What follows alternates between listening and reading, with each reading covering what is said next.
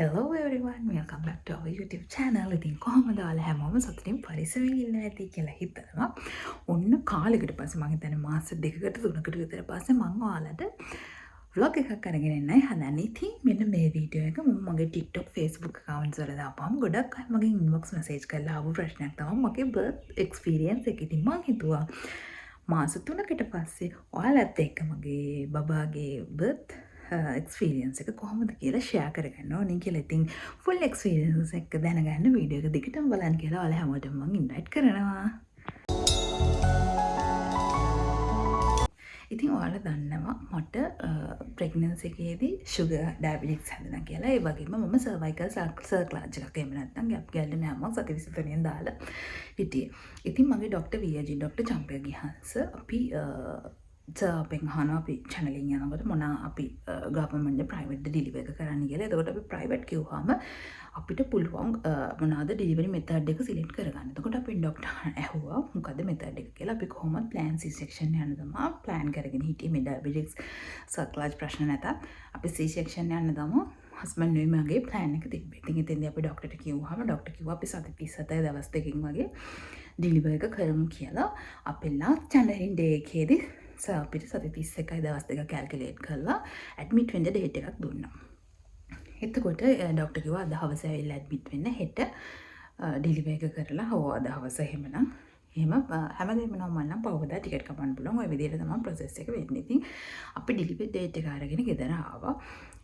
ඊට පස්සේ දවස් දෙකකට පස්සේ ගමේ ක්ලිනික් අපි ගවර්න්මන්ට් ප්‍රයිවට් මොකේකට ගියත් අපි ගමේ ක්ලිනික් එකට අනිවාර්යෙන් යන්න ඕනේ. මිඩ්වයිෆ් මිස් ළඟ තියෙන ඒ සායනයට අපි අනිවාර්යෙන් යන්න ඕනේ. ඉතින් එදා උදේ මං ගියාම ගිහිල්ලා හැමදේම normal. එතනදිත් බබාගේ සවුන්ඩ්ස් අහනවා බඩට. ඔයාලා දන්නවා ඇති යන අය බබාගේ ජෙල් එකක් ගාලා බබාගේ බඩේදී බබාගේ සවුන්ඩ්ස් හાર્ට් බීට් එක අහනවා. එතකොට ඒ දේවලුත් ගමේ එකේදී වෙනවා. එතකොට මම එතනදිත් කිව්වා මිඩ්වයිෆ් මිස්ටර්ත් කිව්වා අපේ මෙහෙමයි මට ඩේට් එකක් දුන්නා අපි මෙහෙම ප්ලෑන් කරලා ගන්න කියන මිඩ්වයිෆ් මිස් එකත් කතා කරලා ඔක්කොම කරලා මම ගෙදර ආවා. ගෙදර ඇවිල්ලා දැන් අපිට ඔරිජිනල් බර්ත් සර්ටිෆිකේට්ස් ඕනේනේ.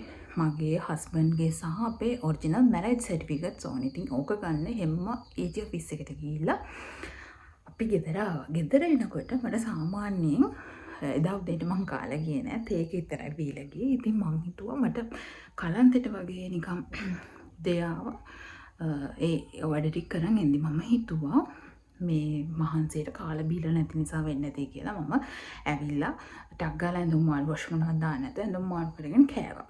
කාලේ වෙරෙලා මම රෙස්ට් කරා. මොකද සර්ක්ලාජ් එක දාලා ටිකක් මහන්සිත් ඒ නිසා මම රෙස්ට් කරා.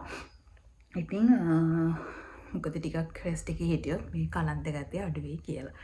ඊට පස්සේ එන්න ඒක රෙස්ට් කරලා ඉඳාගෙන නැගිටිනකොටත් ඒක කිසි අඩුවක් නැහැ. සාමත් නිකන් කලන්තේ වගේ කැරකෙනවා වගේ තිබ්බ. ඊට පස්සේ දැන් හස්බන්ඩ්ටත් මං කිව්වා මෙහෙමයි කියලා. ඊට පස්සේ ડોක්ටර් channel කරන්න යන් කියලාත් අපි කතා වුණා. ඒකද ටික වෙලාවකින් මොකක් හරි හේතුවකට මං කාමරේ ඉඳන් සාලෙට යනකොට ඩිස්චාර්ජ් එකක් මගෙන් පිට වුණා. කියන්නේ ඒක නිකන් අර සුද යනවා වගේ කියන්නේ. අන්න ඒ වගේ ඩිස්චාර්ජ් එකක් ගියා. මං කොහොමද සර්ක්ලාජ් එක දැම්මට පස්සේ මට උදේවරුවට පිටින් පිට එහෙම වජිනල් ඩිස්චාර්ජ් එකක් යන නිසා මම හිතුවා නෝමල් මේක එහෙම වෙන්නේ නැති කියලා. මම හස්බන්ඩ්ටත් ඇවිත් කිව්වා. හස්බන්ඩ් මේ වෙලාවට ටවුන් එකට ගිහින් එන්නත් ලෑස්ති වෙන ගමන් හිටියේ. ඊට පස්සේ මං කරපු වැඩේ දැන් මම වොෂ් දාලත් නැහැ. ඊට පස්සේ සමහර විට රීෆ්‍රෙෂ් වුණත් හරියයි කියලා හිතලා මම ඔය 2:00 විතර නා ගන්නම් කියලා ගිහින් නෑවා. ඊට පස්සේ නාලා ඔක්කොම කරලා ඇවිල්ලා දැන් එතකොට ෆ්‍රෙෂ් නේ. ඉන්නකොට එක පාටම නිකන් අපිට යුරින් පාස් වෙන්නේ ඒ වගේ ගොඩාක් වතුර වගේ යන්න ගත්තා. ඊට පස්සේ මට හිතුණා දැන් හද හස්බන්ඩ්ුත් ගියා. මගේ හස්බන්ඩ් කිව්වා ඔයා ඇලර්ට් එකේ ඉන්න මට දැනෙන්නෙම වෝටර් බෑග් එක ඩැමේජ් වෙලා කියලා. ඔයා ඇලර්ට් එකේ ඉන්න ෆෝන් එක අතේ තියාගෙන ඉන්න මම කෝල් කරපු ගමන් එන්න කියන එක මම එයාටත් කිව්වා. ඊට පස්සේ නාලා ඇවිල්ලා ටික වෙලාවක් ගියාට පස්සේ ගොඩාක් වතුර වගේ ගියා. ඊට පස්සේ මම දැනගත්තා හරි වෝටර් බෑග් එක ඩැමේජ් වෙලා තමයි කියලා. ඊට පස්සේ මොකද කරේ මම හස්බන්ඩ් කෝල් කරා වෝටර් බෑග් එකල මම පෑන් ටික මාරු කරාම දැන් ආය යනවාද කියලා නේද අතෙත් ඒකට ගියොත් ආය දැනෙන්නේ නැහැ නේ ඊට පස්සේ මාරු කරාම ආයි ඩිස්චාර්ජ් එකක් ඒ විදිහටම වතුර වගේ ගියා ඊට පස්සේ කන්ෆර්ම් සෙවන්ටක් ගාලා හස්බන්ඩ් කෝල් කරා අම්මා හිටියා අම්මට කිව්වා ඊට පස්සේ මම ඒ වෙද්දි කොහොමද මගේ බෑග්ස් ඔක්කොම පැක් කරලා ලෑස්ති කරගෙන හිටියේ කියන්න බෑනේ ඉමර්ජන්සි කොහොමද කියලා ඊට පස්සේ හස්බන්ඩ්ගේ මල්ලිලා දෙන්න ඔක්කොලම ආවා ඊට පස්සේ ඒෂනිකෙන් අපි කරේ ආසිරියකේ ඩොක්ටර්ට කෝල් කරාම ඩොක්ටර් ඉන්නවා කිව්වා ඩොක්ටර් channel එකක් දැම්මා කෙලින්ම එතන කියලා මම කොහොමද මම ඔතන ඩිලිවර් එක කරන්නේ ප්‍රයිවට් නේ දැන් මම ගවර්න්මන්ට් ගිහින් OPD එකකින් එතනින් ගිහිල්ලා ඇඩ්මිට් වුණොත් ඊට පස්සේ මම ආයෙ ඩිලිවර් එකට ගවර්න්මන්ට් මේ ප්‍රයිවට් එකෙන් ගියොත් උතන ලෙටර් සයින් කරගන්නවා එතන වෙනම ප්‍රොසෙස් එකක් තියෙනවා ඒක නිසා මම කරපු වැඩේ කෙලින්ම ඩොක්ටර් ආසිරියකට කෝල් කරාම ඩොක්ටර් එතන ඉන්නවා කිව්වා ඊට පස්සේ මම channel එකෙන් නම්බර් එකක් ගත්තා අරගෙන අපි ගියා ඇඳුම් බෑගුයි ඔක්කොම අරගෙන ගියේ අපි දැනගත්තා අනිවාර්යයෙන්ම අද ඩිලිවර් එක කරනවා කියන එක.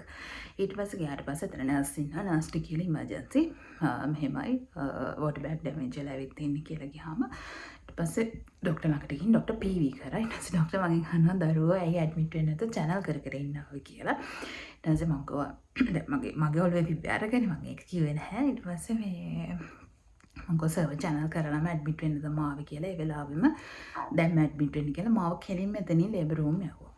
ඊට පස්සේ ලේබර් රූම් එක කියන්නේ අය රූම්ස් මොනවත් එහෙම නැහැ. කෙලින්ම ලේබර් රූම් යවුවා.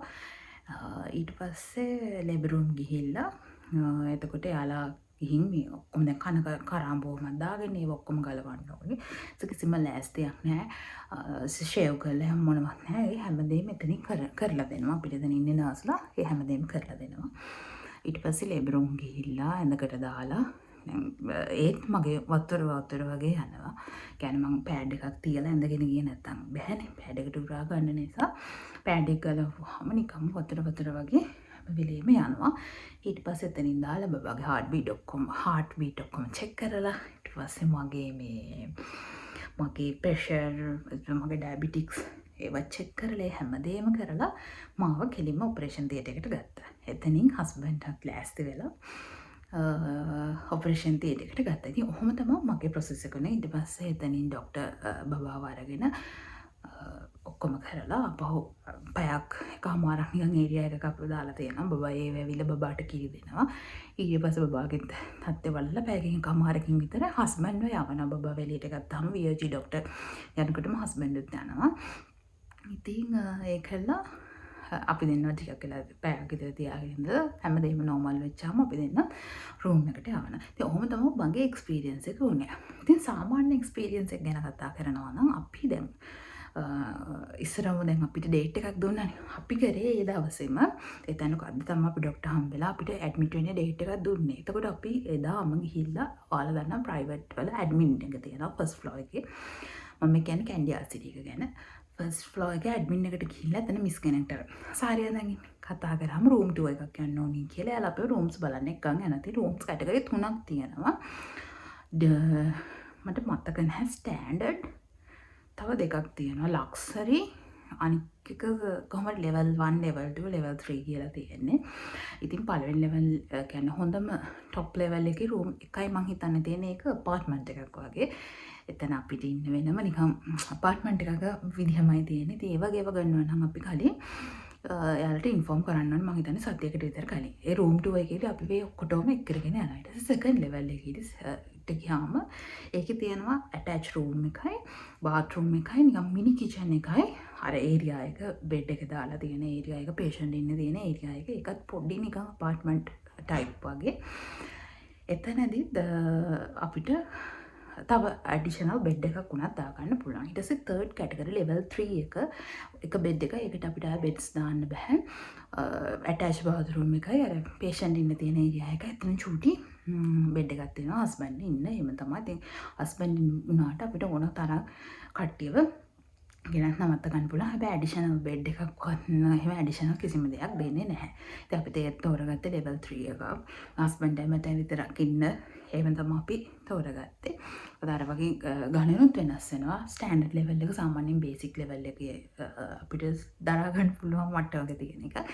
ඊට පස්සේ වගේ හැමදේම වැඩි වෙනවා. ඒ කියන්නේ කොස්ට් එක හැමදේම වැඩි වෙනවා. ඉතින් ඒක නිසා අපි level 3 එකක් තෝරගත්තා.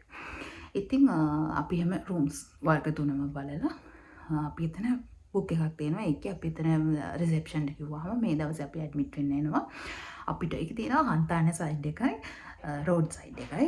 එතකොට අපි රික්වෙස්ට් කරා හන්තාන සයිඩ් එකෙන් දෙන්න. මොකද රැයට ලස්සනයි නිකන් අර හොටෙල් එක්ස්පීරියන්ස් එකක් වගේ නේ. හස්බන්ඩ්යි මටයි ගිහිල්ලා රැය ඉඳලා පහුවදාට ඩිලිවර් එකට එහෙමනේ අපි ප්ලෑන් කරේ. ඉතින් එහෙම මුකුත් නැති වුණා අන්තිමේට. ඊට පස්සේ කොහොම හරි එතන ගිහිල්ලා එහෙම අපිට අවශ්‍ය අපි මේ දවස් ඇඩ්මිට් වෙන්න වෙනවා එනවා. එතකොට අපිට මෙහෙම හන්තාන සයිඩ් එකේ රූම් එකක් ඕනි කියලා යාලා ලියා ගන්නවා කන්ටැක්ට් නම්බර් එකක් එක්ක. එහෙම නැත්නම් අපිට සාමාන්‍යයෙන් ස්ටෑන්ඩඩ් රූම් එකක් බුක් කරන්න නම් දවස් 2-3කට කලින් වුණත් කතා කරන්න පුළුවන්. ඒ වගේම ඔයාලා දන්න PD ડોක්ටර් කෙනෙක් අපිට ඕනේ කියන එක. දැන් මගේ අපි ඉමර්ජන්සි ඩෙලිවරි එකක් කරපු ඉන්න PD ડોක්ටර් යාළගෙන් අපිට දුන්නේ.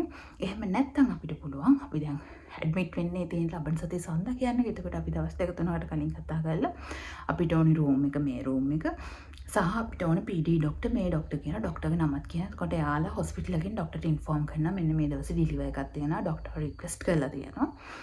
ඩොක්ටර් එන්න කියලා යාලා කියන්නේ. මගේ ඉමර්ජන්සි ඩෙලිවරි එකක් නිසා ඒ කිසි දෙයක් කරගන්න බැරි වුණා. එතනින් උන්න ડોක්ටර්ස් එක තමයි මගේ ඩෙලිවරි එකේ බබාගේ PD ડોක්ටර් සිලෙක්ට් වුණේ. ඉතින් ඒ විදිහට තමයි රූම් එක තියෙන්නේ. කොහොමත් දවස් 3ක පැකේජ්ස් යන්නේ. එතකොට ඇඩ්මිට් වෙන දවස ඩිලිවරි එක ගන්න ෆුල් ඩේ එක සහ ඊට පහුවෙන්දා උදේ වගේ ටිකට් කපනවා. ඉන්ෂුරන්ස් එකකට ගියොත් ඉතින් උදේ ටිකට් කපුවා දවල් වෙනකන් ඉන්න සිද්ධ වෙනවා. මොකද ඉන්ෂුරන්ස් එකට ඩොකියුමන්ට්ස් ගිහින් ක්ලේම් වෙලා ආයෙ මෙහාට ඇවිල්ලා ඔය ප්‍රොසෙස් එක වෙනකන් ටික වෙලාවක් රැඳිලා ඉන්න වෙනවා. ඉතින් මීල්ස් ගැන කතා කරනවා නම් අපි ස්ටෑන්ඩඩ් රූම් එකේ ලෙවල් 3 රූම් එකක හිටියේ. අපිට මීල්ස් දැන් මම ඇඩ්මිට් උනේ අද හවස. මට රෑට හම්බුණා ලයිට් කෑමක්. එතකොට මම ඩයබටික්ස් නිසා මට ඩයබටික්ස් සම්බන්ධ කෑම තමයි දුන්නේ. ඊට පස්සේ පහවදා උදේට දවල්ට රෑට ඊට තුන්වෙනි දවසෙත් උදේටයි දවල්ටයි කෑම ඒක පැකේජ් එකට ඉන්ක්ලූඩ් වුණා. ඒක අනිවාර්යෙන් ගන්න ඕනි. මොකද ඒක හම්බෙන්නේ patient විතර හස්බන්ඩ් හම්බෙන්නේ නැහැ. ඒතකොට හස්බන්ඩ් හරිය ඉන්න කාට හරි එහෙම අපි ඇඩිෂන් ඉගෙන ගන්නවා නම් ඒවට ඇඩිෂනල් පේ කරන්න සිද්ධ වෙනවා. ඉතින් ඒ ෆ්ලෝ එකේම කැන්ටින් එක තිබ්බෙත් ඒතකොට හස්බන්ඩ් කැන්ටින් එකට ගිහින් කන්න පුළුවන්. සහ අපි ගෙදරින් ආවා ගියා නිසා යාළට ගත්තේ නැහැ. මට හම්බෙන කෑම එක ගත්තා. වතුර බෝතල් එහෙන් හම්බෙනවා. ඒවත් මීල් එකට ඉන්ක්ලූඩඩ්. ඉතින් සමහර අය එතකොට වතුර බෝතලේ වැඩිපුර කැපෙනවා කියලා නොගා ඉන්න පුළුවන්.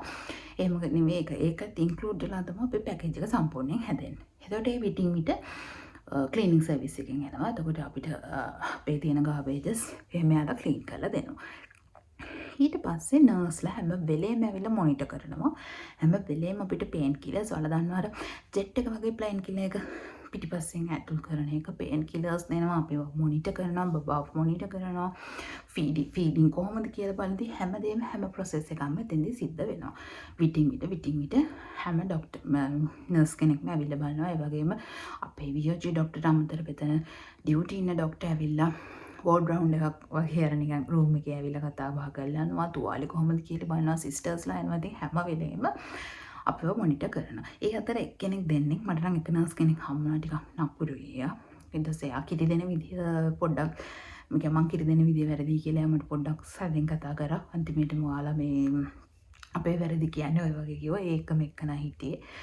ඉතින් මේ අනික ඔක්කොම හැමෝම ස්ටාෆ් එක ෆ්‍රෙන්ඩ්ලි. ડોක්ටර් කෙනෙක් නම් හැම දෙයකම ඊට පස්සේ ෆිසියෝതെරපිස්ට් ડોක්ටර් කෙනෙක් ඇවිල්ලා අපිට එක්සර්සයිසස් වගේක් කියලා දෙනවා මේ කරන්න ඕනි. ඒක අපේ දැන් ඔය මොනවාද සර්ජරි එක කරාට පස්සේ අපි ඉතින් තට්ටු 7ක්ද 9ක් දෙක කැපෙනවානේ. එතකොට ඒවා ආපහු රිකවර් වෙන්න කරන්න ඕනේ එක්සර්සයිසස් ගැන කියලා දෙනවා. අපිට ඒවා වීඩියෝ කරගන්න කියලා අපිට ඒ විදිහට කරලා පෙන්නන්න කියලා. ඒ ડોක්ටර් ඇවිල්ලා කියනවා. ඒ වගේම තව ඇවිල්ලා දැන් මම ඩයබටික්ස් නිසා මට ඩයට් ප්ලෑන් එකක් නියුට්‍රිෂන් කෙනෙක්ගේ ඇවිල්ලා ඩයට් ප්ලෑන් එක ගැන කිව්ව. නිතරම තුවාල වේලෙන්න නම් ෂුගර් වැඩි කරගන්න නැතුව මම සාමාන්‍ය විදිහට ඩයට් ප්ලෑන් එක හිටියා වගේම යන්න ඕනි. මොකද ෂුගර් වැඩි වුණත් මගේ තුවාලේ හොඳ වෙන්නේ නැති නිසා ඒක නිසා මේ ඒක ගැන විස්තර කතා කරා. එතනදී ඇවිල්ලා ඊට පස්සේ ඒ වගේ හැම වෙලේම උදේ දවල් රෑ කියලා නැහැ. හැම වෙලේම අපිව මොනිටර් කරනවා. PD ડોක්ටර් වෙනම ඇවිල්ලා බබාව බලනවා. ඊට පස්සේ බබාගේ හියරින් ටෙස්ට් එකක් තියෙනවා. කන් දෙකේ වික්‍රමාරච්චිද ඒකෙන්ද ඒක ඇවිල්ලා කන් දෙකෙන් බලන එක අපිට කැමති නම් විතරයි කරන්නේ ඒක ඔප්ෂනල් කැමති නම් විතරයි ඉතින් ඔච්චර කරපු එක අපි ඒකත් කරගෙන ආවා ඉතින් ওই විදිහට තමයි දේවල් සිද්ධ වෙන්නේ ඉතින් හැමදේම නෝමල්ලා තුන්වෙනි දවසේ උදේම ටිකට් කපන වියෝජි සර්ත් ඇවිල්ලා ඊට පස්සේ සතියෙන් බබාව ගෙන්න කියන පීඩී ඩොක්ටර් කොහොමද කියලා බලන්න බබාගේ තත්ත්වය අපිට වියෝජි ඩොක්ටර් සති 6න් එන්න කියනවා අපේ තුවාලේ බලන්න සහ බර්ත් ප්ලෑන් මෙතඩ් එකකට යන්න ඉතින් ඒ විදිහට ඔය ඔක්කොම ප්‍රොසෙස් එක සිද්ධ වෙලා හැම දෙයකම මට රුපියල් 3,80,000ක් ගියා ඒ හැම දෙයකම මම සිලෙක්ට් කරගත්ත රූම් එකයි සිද්ධ වෙච්ච ඒවා ඉන්ජෙක්ෂන් බබාගේ BCG ඒ හැමදේම ඇතුළව 380ක් ගියා මගේ ටෝටල් කොස්ට් එක. ඉතින් ඒ ටික තමයි සම්පූර්ණ බර්ත් ස්ටෝරි එක බබාගේ. මොකද ඉමර්ජන්සි ඩිලිවර් එකක් නිසා අර සාමාන්‍ය විදිහට නෙවෙයි අපි ගියපු ගමන් ඇඩ්මිට් වුණා නැත්තම් ඇඩ්මිට් කරලා ලේබර් රූම් එකේ ප්‍රොසෙස් එක මම හිතන්නේ රූම් එකේදී කරන්නේ. එහෙම කරපු කෙනෙක් ඉන්නා නම් කමෙන්ට් සෙක්ෂන් එකේ එක්ස්පීරියන්ස් එක දාන්න. එතකොට මම ඒ කමෙන්ට් එක පින් කරන්නම්. ඔයාලට ඒ එක්ස්පීරියන්ස් එකක් දැනගන්න පුළුවන් වෙන නිසා. ඊට පස්සේ සර්ක්ලාජ් එක ඒ ඩිලිවර් එකේදී මතක් කරන්න අනිවාර්යයෙන්ම ડોක්ටර්ට සර්ක්ලාජ් එකක් දාලා ඉන්න කියලා සර්ක්ලාජ් එකත් එතෙන්දී රිමූව් කරනවා අපේ ඩිලිවර් එකේදීම.